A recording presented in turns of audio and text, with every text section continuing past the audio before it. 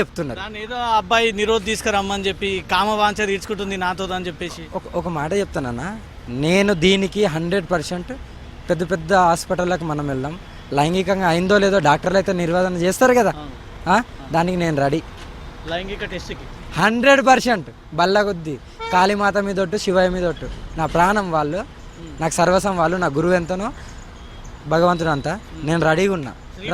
Lady Aghori తాళి కట్టింది అని ఒక ప్రచారం జరుగుతుంది. అదే వాళ్ళ అన్నకు కూడా కట్టిందని అంటున్నారు కదా, మరి ఎవరు కడతారు?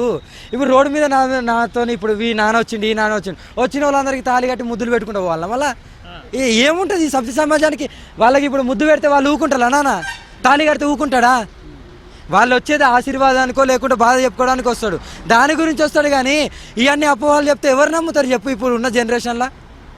అరే రోడ్డు మీదకి ఆడపిల్ల చెట్టు చాటున యూరిన్ పోతే బయటికి వస్తుందో రాదో, ట్రైన్లలో రేపులు చేస్తుంది, అది వదిలేసి అగోరమ్మ మగోనికి తాళి కట్టింది, అగోరమ్మ ఆడదానికి తాళి కట్టి, ఏమిది? ఈ సమాజం ఎటుపోతుంది? ఏం మెసేజ్ పాస్ చేస్తున్నారు?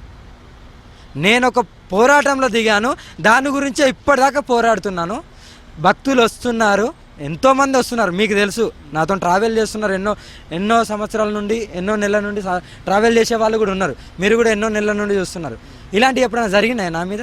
నేను ఒక ధర్మం గురించి, ఆడపిల్లల గురించి, గో సంరక్షణ గురించే చేస్తున్నా.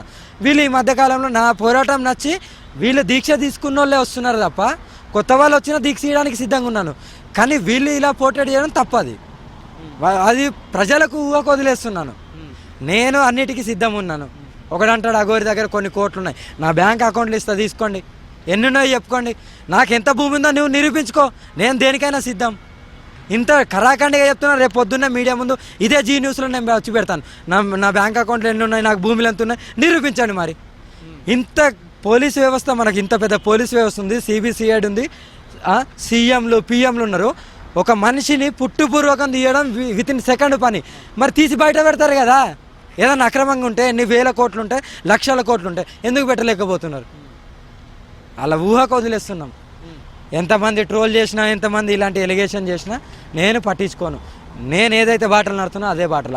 ఇంకెంతమంది ఆడపిల్ల వచ్చినా దీక్ష ఇవ్వడానికి సిద్ధంగా ఉన్నాను, ఇలాంటి ఎదుర్కోవడానికి కూడా సిద్ధంగా ఉన్నాను. నేను కొడితే అందరూ అంటారు అగోరమ్మ, ఇప్పుడు ఎవరైతే శ్రీవర్షిని వచ్చిందో అగోరమ్మ వశీకరణ చేసిందని.